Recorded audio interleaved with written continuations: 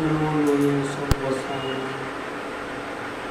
नमो समय साराय स्वानुभूत्या चकास्ते चित् स्वभावाय भावाय सर्वभावांतरक्षते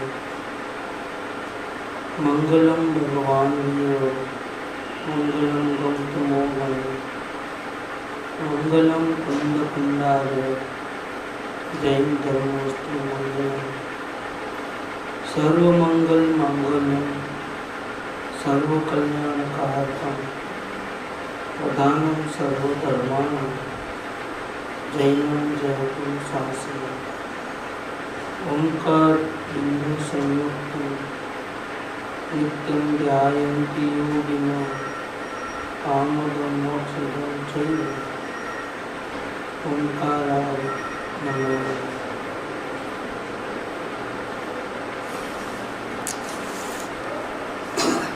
श्री द्रव्य दृष्टि प्रकाश पत्र नंबर 28। हाँ बोल। न्यूट्रल और तटस्थ भाव को बोलते हैं वितराग भाव। तो कोई भी चीज़ में कोई चीज़ को देख के ना अच्छा लगे ना बुरा लगे तो तटस्थ भाव। पर लिटरली उसका मतलब ये कि उस वक्त यदि वो चीज़ मिल गई तो ठीक है, नहीं मिली तो भी उसको मिस नहीं करते हैं, वो भी वही चीज़ हुई क्या उसके क्लोज में हुई बात, सेम पॉइंट नहीं आया, समझ में नहीं आ रहा। कोई चीज़ हमको चाहिए वितराग भाव की कोई चीज़ मिली तो हमको ना अच्छा लगा ना बुरा लगा। ठीक शब्दों में समझने के लिए ये बात है। अब प्रैक्टिकली उसको करें कि वो चीज़ मिली तो हमको ठीक लगा, एक्स्ट्रा एक्साइटमेंट वगैरह नहीं हुआ, और वो चीज़ नहीं मिली तो हम उसको मिस नहीं किए। तो जो अपना प्रैक्टिकली और जो अपना लिटरली मतलब समझो वो सेम ही है। साधना अच्छी चल रही है, मतलब इतना अच्छा नहीं समझ रहा, इतना क्या मैं निरिकलता नहीं है, आत्मा का आनंद नहीं है, वो हिसाब से उसका कोई वैल्यू नहीं है।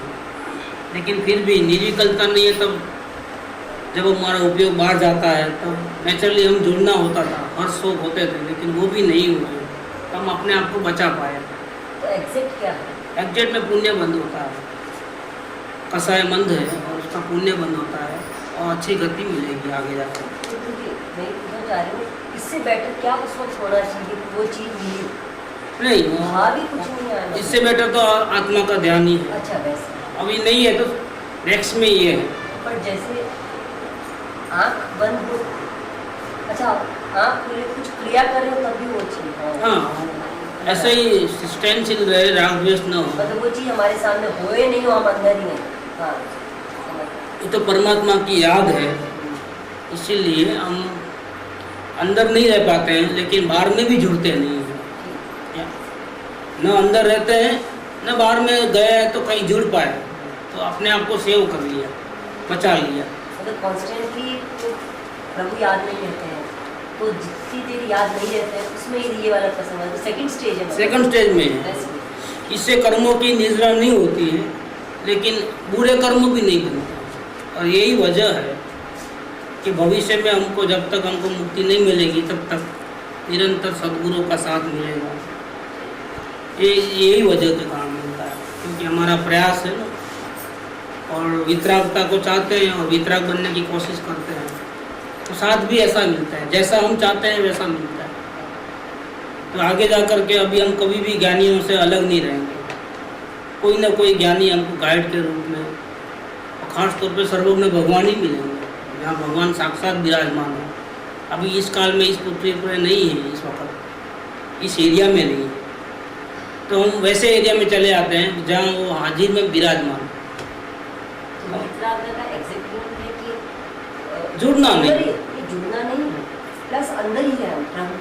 हाँ अंदर में वितराग का दो प्रकार की, एक निर्विकल्प और एक सविकल्प। निर्विकल्प में अपने आत्मा को साथ में कांटेक्ट रहता है तो निद्रा होती है कर्मों की, और अगर नहीं बाहर रह पाए, इतनी ताकत नहीं है, बाहर में आए तो बाहर में भी हम कहीं भी जुड़े नहीं, हरक शोक न करें, तो ये भी एक वितरागता का स्वरूप है ऐसा। लेकिन वो सविकल्प है, और सविकल्प में अगर ये नहीं रहेगा तो और बहुत नुकसान होने वाला है। अगर ये नहीं रहा इसीलिए ज़रूरी है कि हम इस प्रकार से करें। और ये साधना में गिना जाता है, क्योंकि इसके लिए बहुत मेहनत लगती है। आपका उपयोग बाहर है और फिर भी आपको हर्ष शोक नहीं होते हैं, ये साधना ही कही जाएगी। क्यों?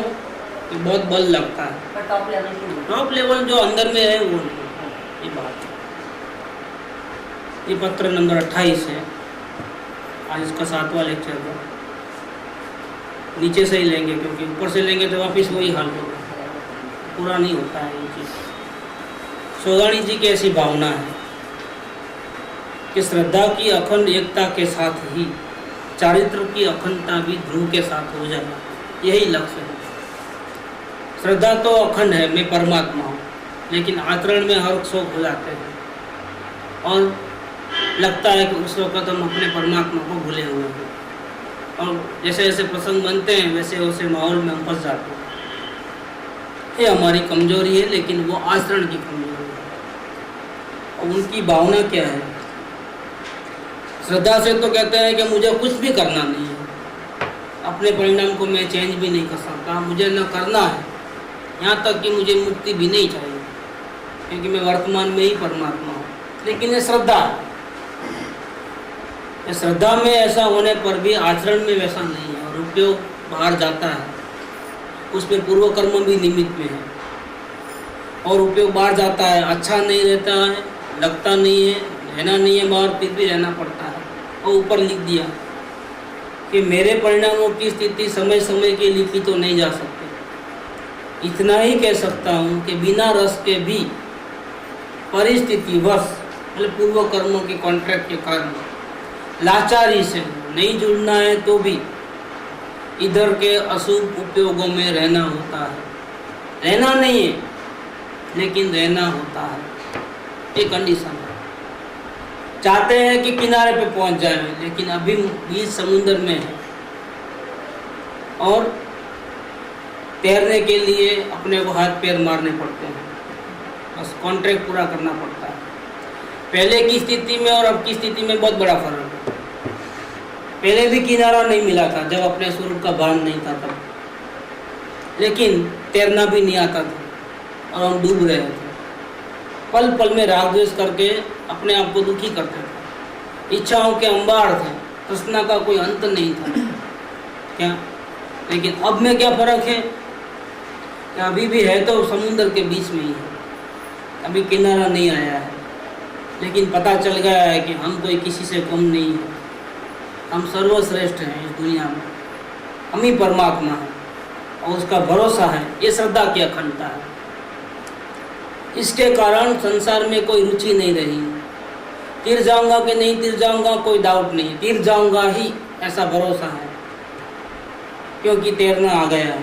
ये बहुत बड़ी बात है, ऐसा भरोसा आना बहुत बड़ी बात है। पैरों में जान आ जाती है, अब तो किनारा मिल ही गया, ये मनुष्य जन्म सफल हो गया, अपने को जिसका दर्शन करना था वो मिल गया, उसकी जो शांति चाहिए थी वो भी मिल गई। बस अब वृद्धि करना है, और वृद्धि करने के लिए बाहर में पूर्व कॉन्ट्रैक्ट पूरे करना है और अंदर में साधना करना है, दो ही काम रह गए। अगर अंदर की साधना नहीं चलेगी तो बाहर के जो झमेले हैं उसमें फंसे बिना नहीं रहेंगे, राग द्वेष हुए बिना नहीं रहेंगे। और अगर अंदर की साधना चलेगी तो बाहर के कॉन्ट्रैक्ट भी पूरे हो जाएंगे, और अपनी साधना के बल पे हमको किनारा भी मिल जाएगा। तैर रहे हैं, चारों ओर पानी है, लेकिन हम इस जगह इस डायरेक्शन में जा रहे हैं कि किनारे से दूर नहीं जा रहे हैं, किनारे से नजीक आ रहे हैं। इतना बहुत बड़ा फर्क होगा, डायरेक्शन चेंज होगा। इसीलिए दिशा मत बदलो, दशा बदलो। दशा बदलोगे मतलब अपने आप को बदल डालोगे तो डायरेक्शन अपने आप चेंज हो जाएगा। एक सोगाणी जी ने स्वयं की साधना करके अपने परमात्मा की आराधना करते करते क्या काम किया कि अपने को बदला, दुनिया को नहीं बदला, अपने को बदला। और अपने को बदलने से क्या रिजल्ट मिला कि भले अभी बीच समुद्र में है फिर भी किनारा की ओर जा रहे हैं, और इतना फास्ट जा रहे हैं कि उनको बाह्य आलम्बन की जरूरत नहीं पड़ रही। सद्गुरु बहुत दूर है, सत्संग मिलता नहीं है, घर में कोई पहचानता नहीं है कि इनकी क्या हालत है। बाहर में पूर्व कर्म जबरदस्त है, व्यापार धंधा करना पड़ता है, उठा पटक चल रही है, न चाहते हुए भी अशुभ उपयोगों में रहना पड़ता है, ऐसी परिस्थिति है। फिर भी घबराते नहीं है, भाग नहीं जाते हैं, कायर नहीं है। उसी संयोगों को बीच में रह करके अपने परमात्मा की आराधना करते करते उन्होंने बहुत बड़ा काम किया। ये पिछली 18 साल की ज़िंदगी में उन्होंने अपने भूतकाल के अनंत चक्कर को मिटा दिया।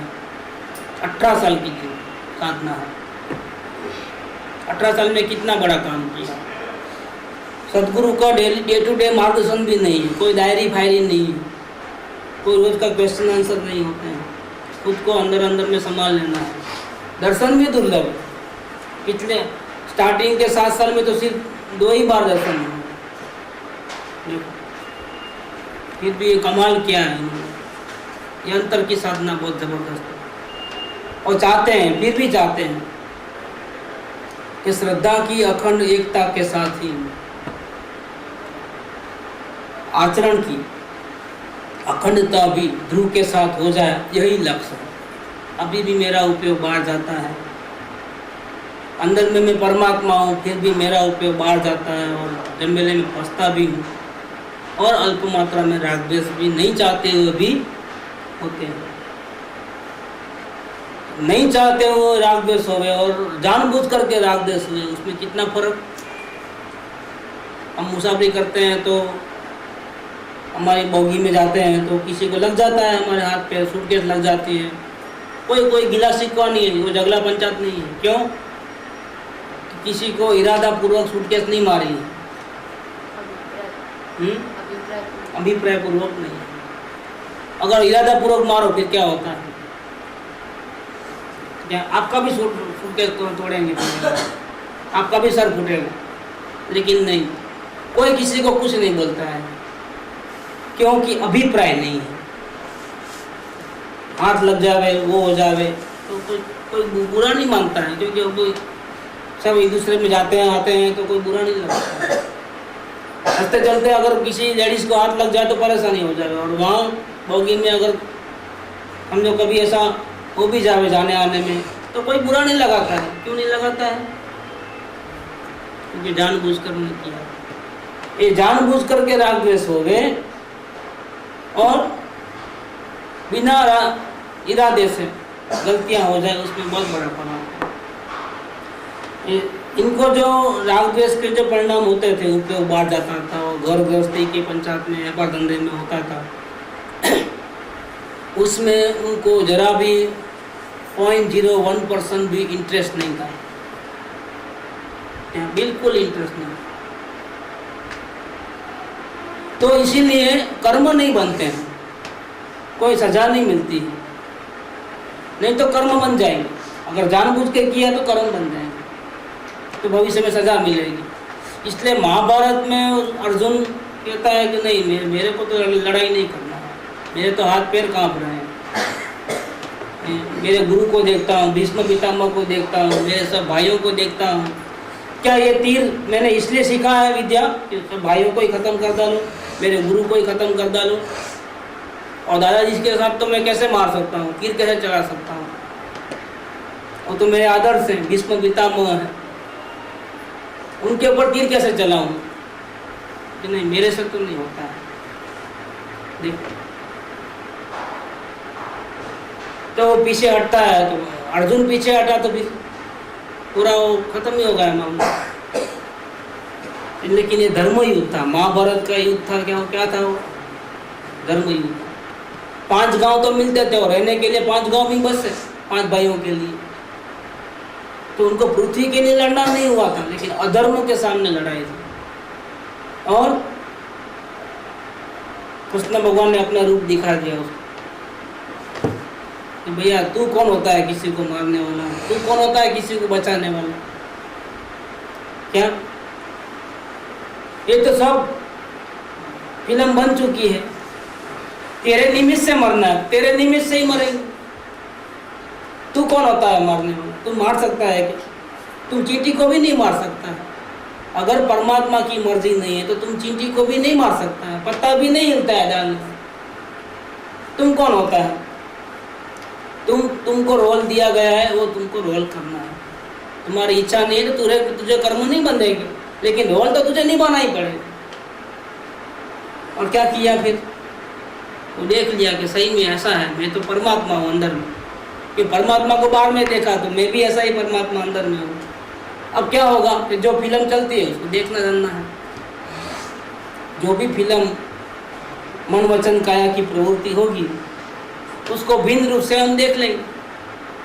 हम देवचंद भाई थोड़े हैं, हम परमात्मा हैं। अब देवचंद भाई की एक फिल्म बन चुकी है, वो जैसे जैसे बन रही है, जैसे जैसे गुजर रही है, एक के बाद एक सीन आ रहा है, हम उसकी फिल्म देखते जाएंगे। That's all. करना धरना क्या है? परमात्मा क्या करना है? ये आराधना है। ये अपने परमात्मा को एक सेकंड भी नहीं भूलना, वो श्रद्धा की अखंडता है। लेकिन बाहर में भी सही व्यवहार होवे, किसी को तकलीफ न पहुंचे, ऐसा होना। बाहर में भी राग द्वेष कम हो जाए, वो तो जब कॉन्ट्रैक्ट पूरे होंगे ना तब होगा, और आप जागृति में रहोगे ना तब होगा। लेकिन हम चाहेंगे ऐसा कि जैसे हम सुखी हो गए ऐसे हमारे निमित्त से भी कोई दुखी न हो, हमको किसी पे राग द्वेष न हो। लेकिन ये आपके हाथ में नहीं है। आपके हाथ में अपनी साधना को बढ़ाना है। जैसी जैसी अंदर की साधना बढ़ेगी ना, धीरे धीरे धीरे धीरे ऐसा ही माहौल क्रिएट होगा कि जहाँ आपको राग द्वेष करना ही नहीं पड़ेगा। अभी तो आप कुछ करते हो तो कुछ लोग नाराज होते हैं, कुछ लोग राजी हो जाते हैं। बाद में जैसे जैसे आपके अंदर की साधना बढ़ेगी तो न आपकी साधना के कारण कोई राग करेगा, न कोई द्वेष करेगा, और वातावरण शांतमय बन जाएगा। आप भी किसी के ऊपर डिपेंडेंट नहीं रहोगे और न कोई आपके ऊपर डिपेंडेंट रहेगा।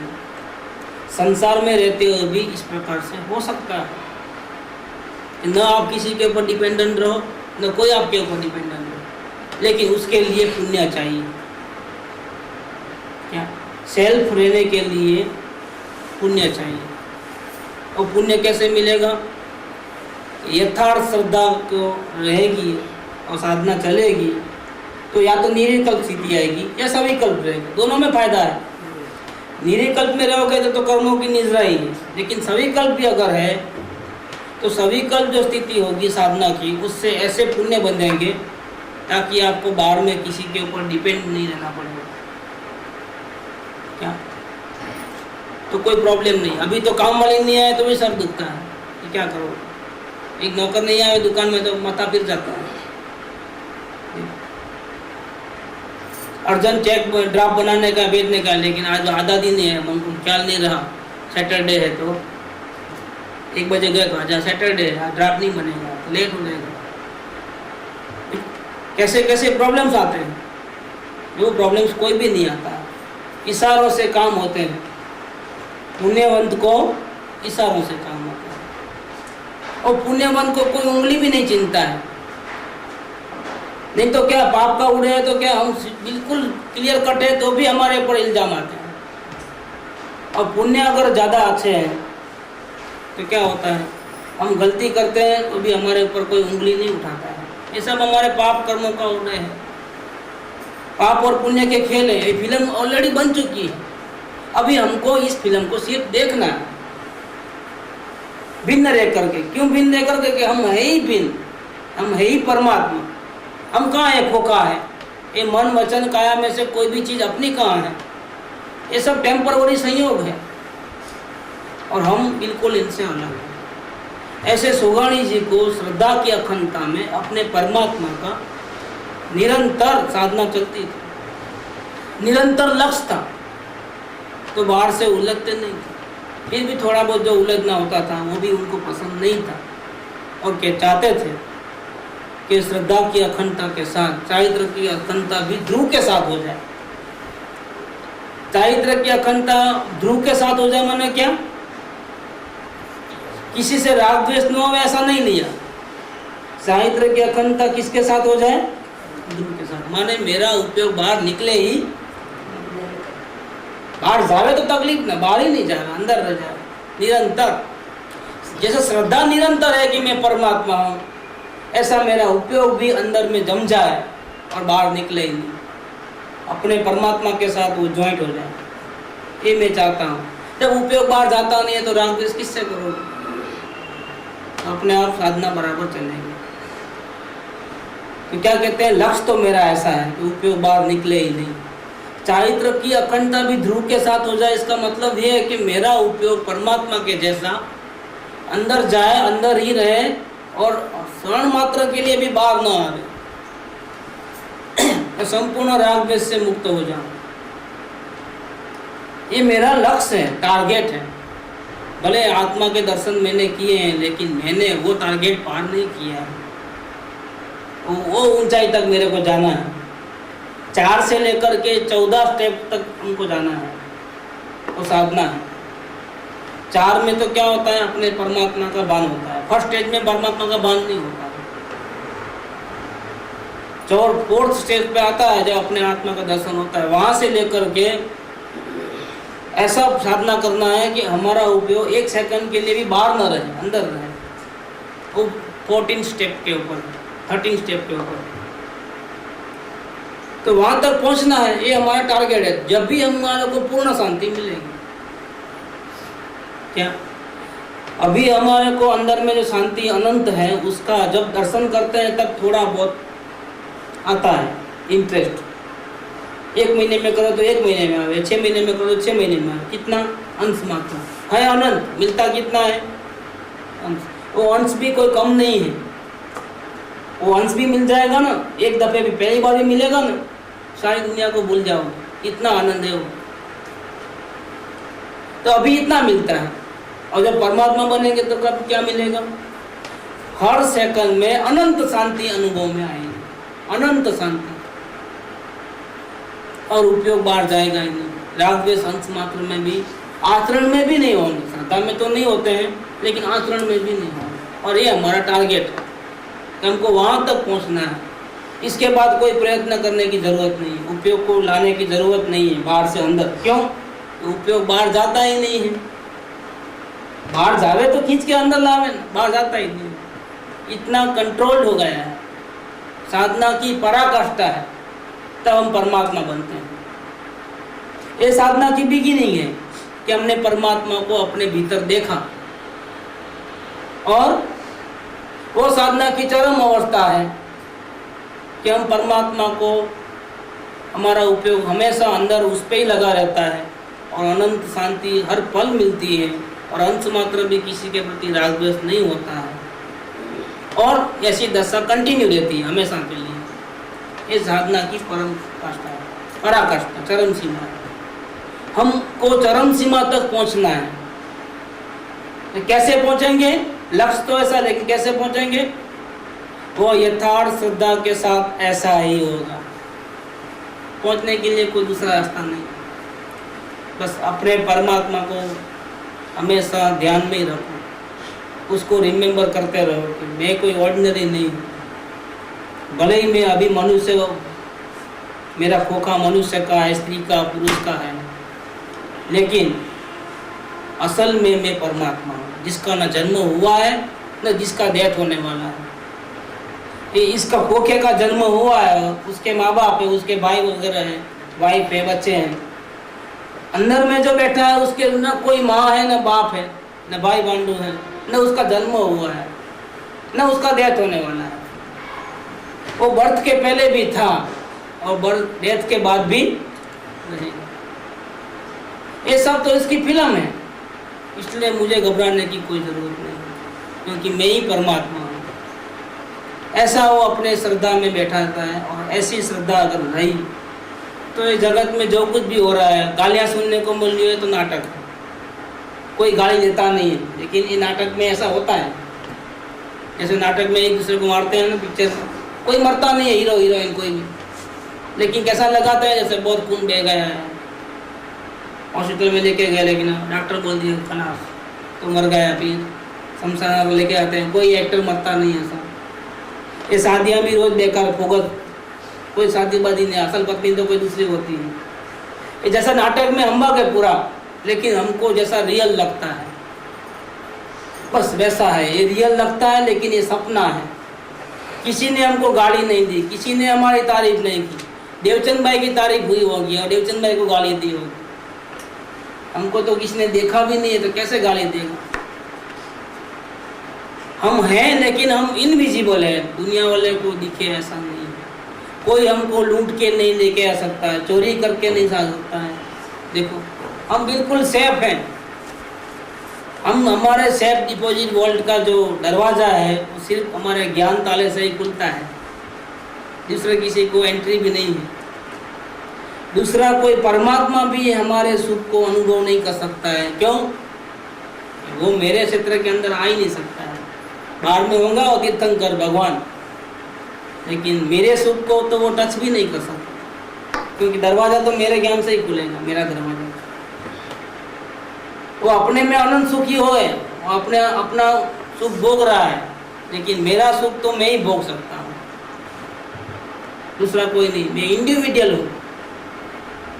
परमात्मा मेरे दरवाजे के अंदर घुस करके मेरा सुख लूट के नहीं लेके जा सकते, परमात्मा भी नहीं लेके आ सकते। मैं ऐसा परमात्मा हूँ, इस पे संपूर्ण रूप से मेरा ही अधिकार है, और जब चाहे तब मैं जा सकता हूँ।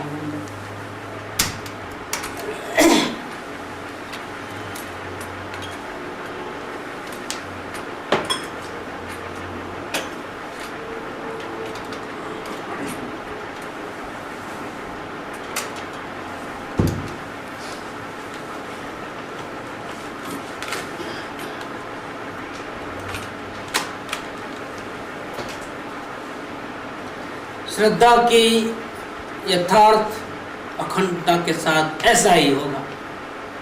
जिसके श्रद्धा में मैं परमात्मा हूँ ऐसा अखंड बैठ गया है, व्यापार धंधा करते करते, मनोवचन काया की सर्व प्रवृत्ति करते करते अंदर में वो निरंतर चल रही है धारा, और वो सौगणीय से उग्र रूप से चल रही है। परमात्मा तो बनना ही है।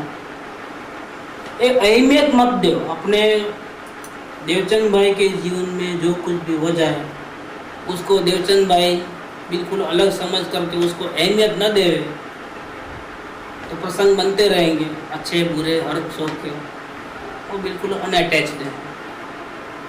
उसको हिंग लगे न पटा, उसके जीवन में कुछ नहीं बिगड़ा है। किसी का वियोग हुआ है कोई तकलीफ नहीं है, किसी का सहयोग होगा कोई खुशी नहीं है। ऐसे हम बिल्कुल बिना अटैचमेंट के रह सकते हैं, अगर साधना हमारी यथार्थ हो तो। और अगर ऐसी साधना हुई तो हमारे को परमात्मा बनने से कौन रोक सकता है? क्योंकि नए कॉन्ट्रैक्ट होते नहीं हैं, और पुराने तो धीरे धीरे धीरे धीरे फिल्म बन गई, वो कट हो जाती है। जब पुरानी फिल्म खत्म हो जाएगी और नए तो कर्म फिल्म बांधते नहीं हो तो क्या होगा? वो धन्य घड़ी आएगी जब हमारे को किसी के साथ किसी प्रकार का कोई हिसाब किताब चुकाना नहीं पड़ेगा, और हमारी साधना इतनी अच्छी चलेगी कि हमारा उपयोग भी बाहर नहीं जाएगा। और फिर हम कहाँ होंगे? हम भी वही स्टेज पे होंगे परमात्मा को, और पूर्ण शांति का अनुभव करेंगे। तो यथार्थ श्रद्धा के साथ ऐसा ही होगा, ऐसा उनको अपने ऊपर पूरा विश्वास है। यही नियम है। इसके हुए बिना, ऐसा हुए बिना, मात्र ऐसा हुए बिना जीव को चैन नहीं है। जब तक मैं वो मंजिल पे नहीं पहुंचूंगा तब तक मुझे चैन नहीं है, तब तक मैं निरंतर पुरुषार्थ करते रहूँगा। भले ही बार में पुराने कॉन्ट्रैक्ट के कारण उठापटक हेरा फेरी चलती है, लेकिन उस वक़्त भी मैं एक सेकंड भी अपने परमात्मा को नहीं भूलूंगा। क्यों नहीं भूलूंगा? क्योंकि मुझे वो मुकाम तक पहुंचना है जहाँ हर पल पूर्ण शांति का अनुभव होता है, और अंश मात्र भी किसी के प्रति राग द्वेष नहीं होते हैं। और मेरा उपयोग भी बाहर से अंदर लेके आना नहीं पड़ता है, क्योंकि वो बाहर जाता ही, इतना क्लियर है। अन्य तरफ के राग में निरंतर रस नहीं है, अपनी स्थिति बताते हैं। उपयोग बाहर जाता है शरीर के प्रति, वाइफ के प्रति, ग्राहक के प्रति, सब के बीच में रहते हैं, लेकिन निरंतर रस नहीं है वहाँ। क्यों नहीं है निरंतर रस? क्योंकि श्रद्धा के साथ, परमात्मा के साथ नाता जोड़ लिया है। चाहे क्षणिक रस दिखाई भी दे, इसका मतलब ऐसा नहीं है कि हम परमात्मा हो गए हैं। तो बीच बीच में अपने परमात्मा को भूलना होता है और बाद में राग द्वेष के परिणाम भी होते हैं। ये जुड़ना होता है, पूर्व कर्मों का उदय भी है, और जिस वक्त हम अपने आप को भूलते हैं उस वक्त वापिस जुड़ भी जाते हैं। तो लगता है कि मेरे को इंटरेस्ट आ गया है, इंटरेस्ट के साथ मैंने नोट गिनी है, इंटरेस्ट के साथ मैंने बिजनेस किया है, इंटरेस्ट के साथ मैंने राग किया है, इंटरेस्ट के साथ मैंने ड्रेस किया है। तब ऐसा नहीं लगता है कि नहीं नहीं ये तो अपने आप हो गया है। नहीं, मैं जिम्मेदार था उसमें। मैंने ही अपने परमात्मा को भूल करके प्रसंग के ऊपर राग द्वेष किए हैं। जिम्मेदारी नहीं लेंगे तो करेक्शन। हाँ, जिम्मेदारी है। देखो क्या कहते हैं कि चाहे क्षणिक रस दिखाई भी दे, फिर भी अन्य तरफ के राग में निरंतर रस नहीं है। उस सोनगढ़ में लिखते हैं तो मेरी स्थिति ऐसी है। क्या? शुभ निमित्तों के संग में अधिक मन कसाय अधिक होने से स्थिरता भी अधिक व शीघ्र होती रहती है। यह भी ज्ञान में है। अब मेरे अंदर की एक बाहर का संसार का थोड़ा बहुत जो रस बढ़ रहा है, जुड़ना हो रहा है, तो हम क्षेत्र बदल देंगे, अनुकूल वातावरण में जाएंगे, सदगुरु के संग में रहेंगे, उनके चरणों में रहेंगे, उनकी वाणी सुनेंगे, तो हो सकता है कि ये जो बाहर में जो इतना जुड़ना होता है वो कम हो जाए। और होता है, सदगुरु का साथ मिलता है, उनका दर्शन होते हैं, उनकी वाणी सुनने का मिलता है, तो नेचुरली हमारे परिणाम में बहुत बड़ा फर्क आता है। हम अकेले दुकान पे रहे और सदगुरु हमारे सामने रहे, हम व्यापार करें, उसमें बहुत बड़ा फर्क पड़ता है। हाँ, हम अकेले पिक्चर में जावे और सदगुरु हमारे साथ पिक्चर में बाजू में बैठे हो, बहुत बड़ा फर्क पड़ता है। हम अकेले मंदिर में जावे और सदगुरु के साथ मंदिर में जावे, फर्क पड़ता है। हम अकेले यात्रा पे जावे और सदगुरु हमारे साथ होवे तो फर्क पड़ता है। ये बात है। शुभ निमित्तों के संग में अधिक मन कसाय अधिक होने से स्थिरता भी अधिक व शीघ्र होती रहती है। हमको हमेशा डर लगे रहता है कि कहीं हमारे को दूर न कर देवे, कहीं हम उनके दर्शन से वंचित न हो जाए, हमारे से कोई ऐसी गलती न हो जाए, हमारे से कोई इतना प्रमाद न हो जाए। ऐसा हमको सदगुरु साथ में रहते हैं तो हमको खुद को ऐसा डर रहता है। और नहीं तो हम अकेले रहे तो फिर कोई बोलने वाला नहीं है, कोई कुछ करने वाला नहीं है, जो मन में आया करो। क्या? तो ये बात मेरे ख्याल में है, परंतु मुख्य संग तो निर्बाध अपराधीन चेतन का है। क्योंकि सदगुरु के साथ में रह करके भी हमको सदगुरु क्या कहते हैं कि तुम आए हो नजीक, ठीक बात है, तेरे पुण्य का उदय है, तेरे भाग्य अच्छे हैं, लेकिन ये खर्च करना मत तुम पुण्य का, जल्दी से अपना काम करना। क्या जल्दी से काम करना कि तुम यहाँ सिर्फ मेरी वाणी सुनते मत रह जाना, जल्दी से तुम अपने परमात्मा का दर्शन करो, उसमें ही रहो। पहले बोलेंगे परमात्मा का दर्शन करो, तो नहीं, वो नहीं होता है। अच्छा, अब एक काम करो, निरंतर अवलोकन करो अपने परिणामों का। अच्छा भाई, अवलोकन किया, लेकिन इतना सारे राग द्वेष हो रहे, मैं क्या करूँ? डायरी में सर्वभाव समर्पण करो। फिर क्या करूँ मैं? लिखो, बता दो क्या करना, पूछो, फिर मार्गदर्शन मिलता है। फिर वो जो मार्गदर्शन मिलता है उसका अमलीकरण करो, देखो क्या होता है। एक हफ्ता भर करके देखो। इसमें अंधविश्वास की क्या बात है कि जैन की ये थियरी और हमारी ये थियरी है? अंधविश्वास क्यों? मैं बोलता हूँ जैन भी झूठे और सब झूठे। अब प्रैक्टिकल से हमको प्रूव करना है कि कौन सा सही है। राम सही है, कृष्ण सही है, महावीर सही है कि हनुमान सही है, कि कौन सही है? न कोई सही है न कोई गलत है। अगर हम शांति पाएंगे और फिर जो हमको समझ में आएगा वो बिल्कुल सही होगा। हम ही अशांत हैं और फिर हम डिसीजन करने जाते हैं। क्या? हमको निशाने पे तीर लगाना है, लेकिन हम हिल रहे हैं। क्या? हम स्थिर नहीं है। नहीं, कल वो क्या बोलता था, वो गीत गाता था, घड़ी में नीचे, घड़ी में उधर, ऐसा उठा पटक, वो स्थिर कहाँ था। कितनी अच्छी अच्छी भक्ति लिया वो शुभम, लेकिन उसका खुद का ठिकाना नहीं था। एक ऐसे हमको निशाना लगाना है टारगेट के ऊपर, लेकिन हमारा जहाँ पर हम खड़े हैं वो जमीन, वो आसन पूरा हिल रहा है। अब कितने भी अच्छे निशानेबाज होंगे, निशाने पे कैसे लगाएंगे। ऐसे हम स्वयं अशांत हैं और हम डिसीजन लेने को निकलते हैं, वो भी बुद्धि से कि जैनिज्म ठीक है या हमारा धर्म अच्छा है कि फिर वो अच्छा है कि ये अच्छा है। अरे भैया, अब कोई भी अच्छे नहीं है, कोई भी बुरे नहीं है। सबसे पहले तुम अपना जो ये आसन है ना, उसको स्थिर करो, बिल्कुल स्टेबल हो जाओ, शांत चित्त हो जाओ, और शांत चित्त के बाद आप डिसीजन लो कि क्या सही और क्या गलत, क्या, और हमको शांति के लिए क्या करना है, स्टेबिलिटी के लिए क्या करना है। अपने परिणामों को वॉच करो और जैसे जैसे परिणाम उसको सर्वभाव समर्पण करके डायरी में लिखो और मार्गदर्शन दो। अगर आपको समझ में आवे तो अंगीकार करना, नहीं समझ में आवे तो कोई जबरदस्ती नहीं है। क्या इतना पहले काम, होमवर्क मेरे बेसिक फाउंडेशन में इतना करना है।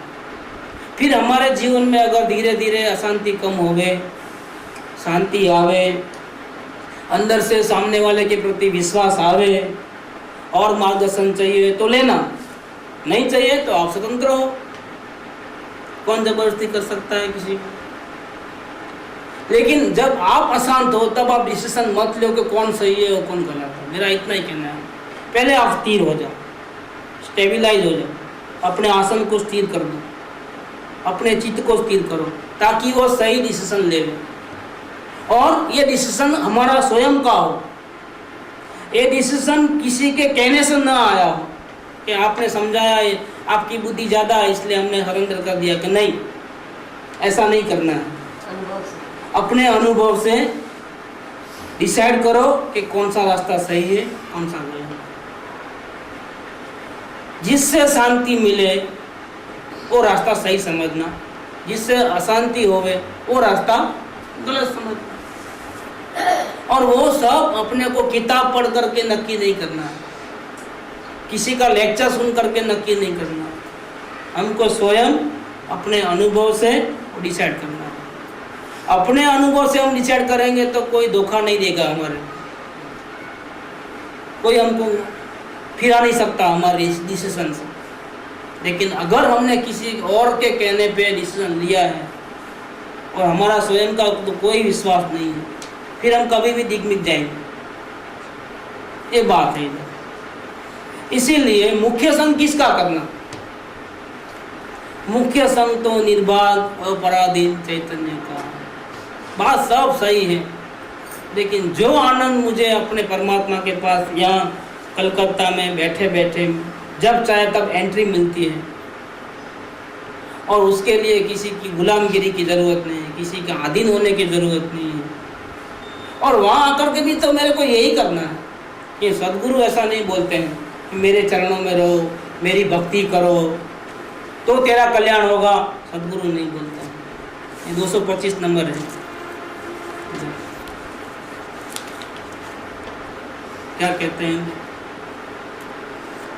जीव को शांति चाहिए और शांति का रास्ता नहीं मिलता है, खुद को नहीं मालूम है। तो बुद्धि वाला जीव क्या सोचता है कि मुझे नहीं मालूम कि शांति का कौन सा रास्ता है। तो चलो कोई जिसको शांति मिली हो, जिसको शांति का रास्ता पता हो, उसको पास जा कर के हम पूछें कि शांति कैसे मिलती है।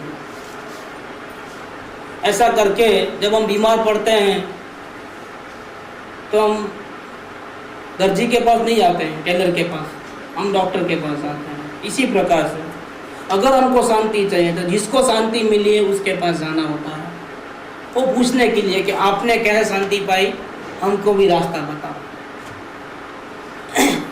जब इस प्रकार से कोई जीव ज्ञानी पुरुष के पास, जिसको शांति मिल गई है, उसके पास पहुंचता है और इरादा सिर्फ यही है, कौन सा? शांति। मुझे शांति चाहिए। कौन सही है कौन गलत है मुझे नहीं डिसाइड करना है, क्योंकि ये बुद्धि डिसाइड करती है। मुझे ये सब ज्ञान नहीं चाहिए कि कौन सही कौन गलत। मुझे तो मेरे आत्मा में अशांति है तो मुझे शांति चाहिए। एक ही गोल लेकर के मैं आपके पास आया हूँ। अब मुझे बताइए कि शांति कैसे मिलती है, आपको अगर मालूम है तो रास्ता दिखाएंगे। ऐसा करके सारी दुनिया को ठोकर मार करके जब सदगुरु के चरण में वो जीव आता है, सिर्फ एक लक्ष्य से, ज्ञान लेने के लिए नहीं, क्या सेवा चाकरी करने के लिए नहीं, पूजा भक्ति करने के लिए नहीं, सिर्फ एक ही लक्ष्य। क्या लक्ष्य है? तो मुझे शांति चाहिए, मुझे रास्ता नहीं मालूम है, मेहरबानी करके अगर आपको मालूम है तो रास्ता बताइए। तो यहाँ आया देखो कि सारी दुनिया को छोड़कर इधर आया सुनने के लिए। तो क्या होता है? अच्छा आ जाओ, मेरे पैर के छुओ, मेरी आरती उतारो, देखो हमारी किताब छप रही है तो थोड़ा उसको दान डोनेशन दो, देखो हमारा सत्संग भवन बनाना है तो आप थोड़े डोनेशन दो। इधर आता है ना, सारी दुनिया को छोड़ करके जब इधर आया ना सुनने के लिए, तो कोई राजी नहीं होता है। देखो आया सुनने के लिए, थक हार जाते, ऐसा नहीं होता।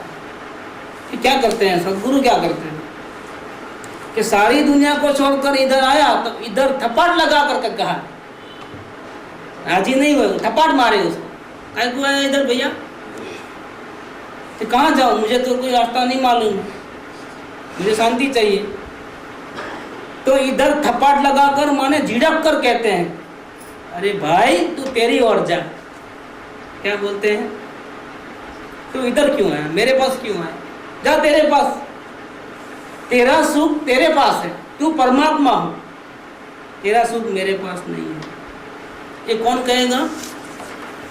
ये रागी कहेंगे कि वितरागी कहेंगे? रागी माने जिसको आपसे कुछ लेना है, वो आपको ऐसा नहीं कहेंगे कि तुम अपने आप में जाओ। जिसको कुछ लेना है वो तो बोलेगा आओ आओ आओ, ऐसा करके तुमको इज्जत देंगे, मान सम्मान देंगे, अच्छी अच्छी बातें करके, तेरे मतलब की बातें करके तुझे लूट लेंगे। या किसी को लूटना फूटना नहीं। शांति के लक्ष्य से आए हो तो शांति का रास्ता ये है कि शांति आप किधर भी नहीं है दुनिया में। दुनिया में किधर नहीं है, ना गुरु के पास है ना भगवान के पास है। शांति जो है वो आपके पास है। इसीलिए आप किधर भी मत जाओ, अगर शांति चाहिए तो अपने आत्मा को साधना करो। इधर देख लो, अंदर में परमात्मा को देख लो, फिर प्रश्न पूछने नहीं आओगे कि शांति कैसे मिलती है। क्या इस पर से मालूम पड़ता है कि जहाँ हम गए हैं उनको हमारे से कुछ लेना नहीं है, हमारा कुछ नहीं चाहिए उनको। लेकिन अगर हमारा गोल सही होता है तो उनके सानिध्य में रहने से, उनकी बातें सुनने से हमको ये विश्वास हो जाता है कि हम बेकार का उधर उधर भटकते हैं, जबकि हम स्वयं भगवान हैं और हमको शांति के लिए कहाँ जाना है? अपने भगवान को देखना है और कुछ नहीं करना है। किसी को कुछ 1 रुपया भी देने का नहीं, किसी की पूजा भक्ति भी करना नहीं, कोई नमस्कार मंत्र जाप जैन शास्त्र पढ़ना उपवास आदि करना कुछ नहीं करना है, मंत्र तंत्र कुछ नहीं करना है। सिर्फ ये अपने अंदर में इस खोखे के अंदर विराजमान जो सबको जानने देखने वाला परमात्मा है, वही मैं हूँ, ऐसा करके अपने को अनुभव कर लेना है। बोलो क्या जाता है इसमें हमारा? सदगुरु तो ये कहते हैं। तो सारी दुनिया को छोड़ करके जब इधर आते हो तो सदगुरु तो थप्पड़ लगाते हैं कि क्यों आए, जाओ तेरे आत्मा में। तो फिर ये सदगुरु सही है कि गलत है? हमारी आत्मा क्या बोलती है, हमको क्या लगता है अंदर? फिर हमको उनकी बात मानना चाहिए कि नहीं मानना चाहिए? अगर मानते हो तो समझ लो कि आपको शांति की भावना है, और नहीं मानते हो तो शांति की भावना नहीं है। जब शांति की भावना नहीं है तो फिर आप तो शांति मिलने वाली नहीं है, आना भी बेकार हो जाता है। शांति की भावना है तो जरूर आपको मिलेगा, क्योंकि कहीं जाना नहीं है, आपके पास ही है शांति। तो यहाँ ये होता है कि शुभ निमित्तों के संग में स्थिरता ज़्यादा अधिक और शीघ्र होती है, ये ज्ञान में है। फिर भी मुख्य संग तो निर्बाध अपराधीन चैतन्य का है। गुरुदेव ने हमको ऐसा सिखाया है कि अगर बाढ़ में अनुकूलता होवे, पुण्य का उदय होवे, सदगुरु का संग मिले तो बहुत बढ़िया, सोने में सुहागा है। लेकिन नहीं मिले तो रोने की कोई जरूरत नहीं है। क्यों? कि सदगुरु के पास जाकर के भी आपको सदगुरु क्या कहने वाले हैं? अगर जाओगे समझो सदगुरु के पास, सदगुरु क्या कहेंगे? मेरे को देखो ऐसा कहेंगे, मेरी भक्ति करो ऐसा कहेंगे। क्या कहेंगे? सदगुरु तो यही कहेंगे कि भैया तुझे शांति चाहिए तो तू तेरे परमात्मा को देख। तो मुख्य संग किसका है अब? सदगुरु का है या अपने परमात्मा का है? सदगुरु का क्या ऑर्डर है? सदगुरु की क्या राय है? ये सोगानी जी बराबर समझते हैं। और बीच वाले उनको बुलाते हैं, आओ गुरु के पास आओ, क्या हो कुटुंब परिवार के बीच में फंसे हो। सोगानी ने क्या जवाब दिया इनको? ये मुख्य संग तो भैया सदगुरु का थोड़ा होता है। सदगुरु ने कहा है कि मुख्य संग किसका करना? सदगुरु ने कहा है, मैंने नहीं। मेरे गुरु का मुझे ये ऑर्डर है कि मुख्य संग किसका करना? निर्बाध अपराधीन चेतन का करना। और मैं यहाँ बैठे बैठे, मेरी आत्मा सोनगढ़ में नहीं है, मेरा गुरु सोनगढ़ में है। मेरी आत्मा किधर है? जिसको देखने के लिए, जिसकी आराधना करने के लिए गुरु का ऑर्डर है, वो किधर है? सोनगढ़ में कि कलकत्ता में? और वो कैसा है? वो निर्बाध है, अपराधीन है। उसको गुरु की पराधीनता की भी जरूरत नहीं है, भगवान की पराधीनता की भी जरूरत नहीं है, उसको नमस्कार मंत्र के जाप की जरूरत नहीं है, उसको व्रत उपवास ये साधना करने की, भूखा मरने की भी जरूरत नहीं है। देखो, शास्त्र पढ़ने की जरूरत नहीं है उसको। शास्त्र का ही बात है 131 नंबर।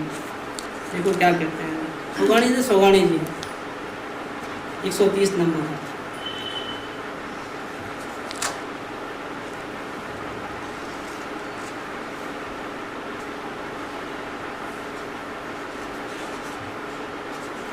हम्म, 130 नंबर बराबर।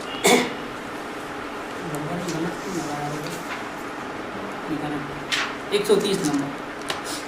जब मुनिगण अपने लिए अपने शास्त्र में रमती हुई बुद्धि को व्यभिचारिणी मानते हैं, जो ऐसे मुनिराज होते हैं, वो शास्त्र में अगर पढ़ने में ध्यान गया तो बोलते हैं कि बेकार हो गया, बहुत गलत कर रहा हूँ मैं, कि अपने परमात्मा को छोड़ करके मैं शास्त्र पढ़ने बैठ गया, ध्यान यहाँ रखना था, इसके बदले वहाँ जा रहा। तो जैसे अपने पति को छोड़ करके कोई स्त्री दूसरी जगह जाती है तो उसको इज्जत नहीं मिलती है, गालियाँ मिलती है, उसको व्यभिचारिणी कहते हैं। ऐसे मेरा ज्ञान मेरे परमात्मा को छोड़ करके शास्त्र में गया तो मुनिराज क्या बोलते हैं? उस ज्ञान को धिक्कार हो कि अपने स्वामी को छोड़ करके वो शास्त्र पढ़ने में लग गई। मुनिजन ऐसा बोलते हैं। तो नीचे वालों की तो व्यभिचारिणी बुद्धि है ही है। जब मुनिराज के स्टेज में भी अपने को ऐसा गिनते हैं तो हम जैसों का क्या ख्याल है?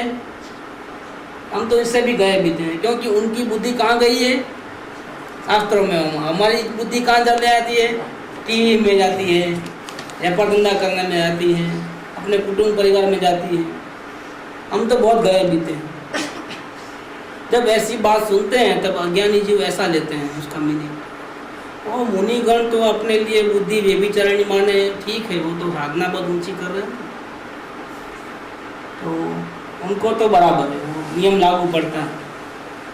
परंतु अपन तो थोड़ी शक्ति वाले हैं, हम तो बच्चे हैं, तो कहीं भी पेशाब कर लेंगे, कहीं भी कुछ भी कर लेंगे। ऐसा काम मुनिराज और कहाँ हम, तो हमारी गलती तो माफ करना चाहिए।